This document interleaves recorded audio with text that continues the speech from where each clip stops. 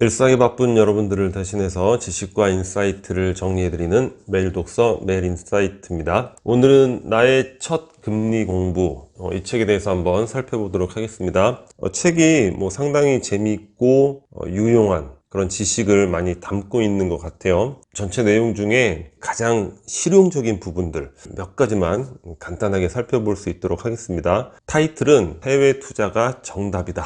이렇게 한번 잡아봤습니다. 해외 투자가 정답이다. 일단 살펴볼 내용이 뭐냐면 왜 우리나라 환율은 급등락하는가. 저도 평상시에 이런 생각 많이 했거든요.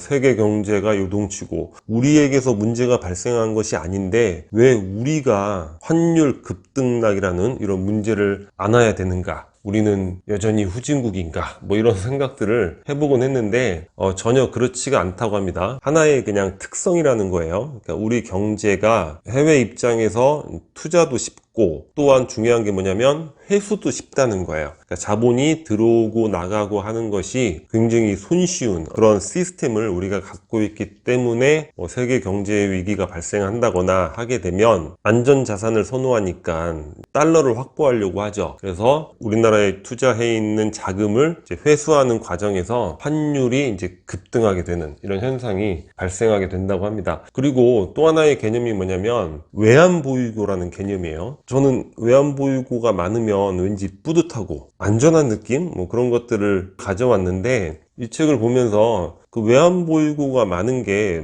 그다지 장점만은 아니다. 그런 지식을 얻게 됐습니다. 이 저자는 외환보유고가 과연 자랑거리인가? 이렇게 이야기를 하고 있어요. 왜냐면 외환보유고라는 거는 달러가 갈 곳이 없어서 국가에서 어쩔 수 없이 매입을 해서 유지하고 있는 그런 자산일 뿐이라고 합니다. 우리는 수출 흑자국이죠. 또 해외 투자로 인해서 자본 수지에서도 흑자를 보고 있죠. 그런데 국내에서는 해외 투자는 별로 없는 거예요. 외국에서의 국내 투자는 많은데 그러니까 남아도는 달러를 보유하고 있는 그것일 뿐이라고 합니다. 물론 세계 경제의 위기가 닥쳐서 또 환율이 급등하게 된다. 그런 경우에 외환 보유고를 사용해서 어느 정도는 방어를 할 수는 있겠죠. 하지만 그거는 어느 정도일 뿐이고 또한 외환 보유고를 사용하면서 외환 보유고가 고갈되고 있다.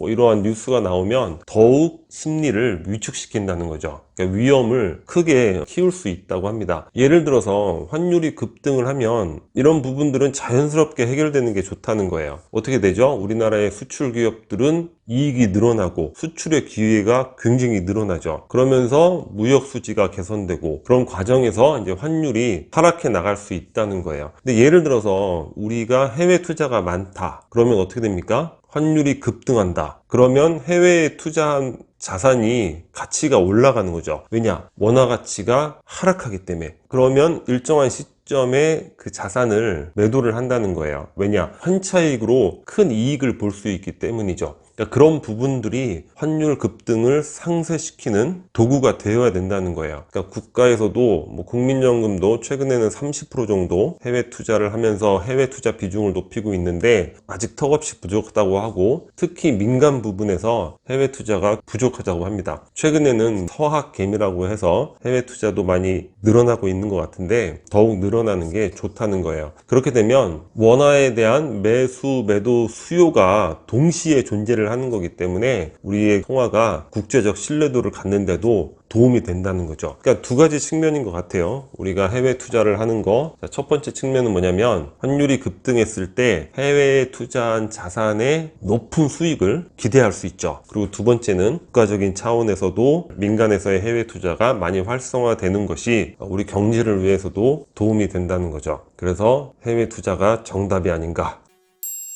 그러면 해외에 어디에 투자를 해야 되는가? 결론은 정해진 것 같아요. 미국에 투자를 해야 된다. 제가 인상 깊었던 게 예전에 내일의 부라는 책을 읽었는데 과거 한 20년인가 30년 정도의 기간을 설정해서 각 나라별 주가 변동에 대한 그 표를 작성해 놓은 게 있어요. 근데 거의 진짜 미국을 제외하고는 거의 대부분의 나라가 박스권입니다. 박스권. 그런데 미국 증시만은 엄청나게 올랐어요. 그 이유가 물론 달러라는 기축통화, 전 세계의 자본을 끌어들이는 그런 효과도 있겠지만 미국 기업들이 기술 혁신을 주도하는 그런 기업들이 많다는 거죠. 또한 주주가치를 최우선으로 하잖아요. 그래서 실제 기업의 이익이 발생할 경우 주주에게 뭐 배당이라든가 또는 주식 가치를 높이는데 제1차적인 노력을 하죠. 자사주를 매입해서 소각을 한다거나. 그러니까 중국 같은 경우에는 저도 중국에 투자를 해본 적이 있는데 실제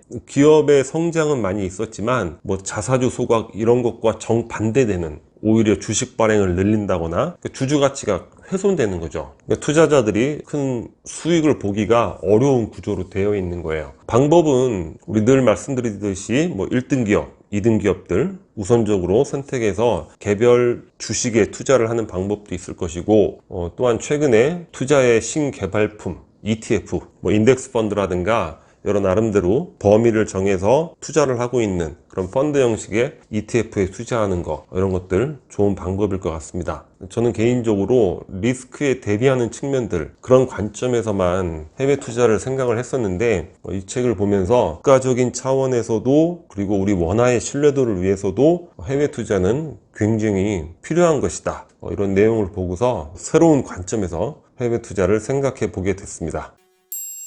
우리는 이미 채권 투자를 하고 있다. 또 이 책에서 알게 된 내용이 채권 시장이 주식 시장보다 규모가 훨씬 크다고 합니다. 저는 개인적으로 그런 부분들 잘 모르고 있었거든요. 그리고 채권이라는 거는 이자율이 딱 보면 뭐 그렇게 높지가 않잖아요. 아유, 저 정도면 뭐 주식해서 내가 몇 배 이상은 수익을 올릴 수 있겠네. 이런 교만한 생각들 쉽게 많이 하잖아요. 그리고 주식과 채권의 기대 수익률은 같다는 거예요. 이 부분은 좀 쉽게 납득은 안 되죠. 왜냐하면 채권 이자율이 그렇게 높지가 않으니까 주식은 또 반대로 급락을 하거나 또 손실을 크게 볼 개연성이 있잖아요. 그런 것들 감안을 하면 기대 수익률은 같다는 거고, 그리고 정말 새로운 각도로 알게 된 내용이 있는데 우리는 이미 채권 투자를 많이 하고 있다고 합니다. 아니 뭐지? 채권에 관심도 없는데 근데 어떤 과정으로 하고 있냐면 우리가 세액 공제를 받고 있는 연금 저축보험 있잖아요. 뭐 저도 개인적으로 갖고 있는데 그러한 돈들이 꼬박꼬박 납입하고 있는 돈들이 안전한 자산인 채권에 투자가 되고 있는 거죠. 국민연금 우리가 노후에 받게 될 그런 비용 우리가 꼬박꼬박 납입하고 있는데 그런 비용 중에서도 또 상당 부분이 또 채권에 투자가 되고 있다고 합니다. 또 뭐 퇴직연금이라든가 이런 부분들도 채권에 투자가 되어 있는 경우도 많죠. 그러니까 우리도 모르는 사이에 우리의 자산이 이제 채권에 많이 투자가 되고 있기 때문에 만일 젊다면 개인적인 투자 운용은 약간의 뭐 하이 리스크 하이 리턴 위험성도 있을 수는 있지만 그래도 반대로 수익도 높게 볼 수 있는 주식으로 운용을 해보는 것도 하나의 방법이다. 이렇게 저자가 이야기를 하고 있습니다.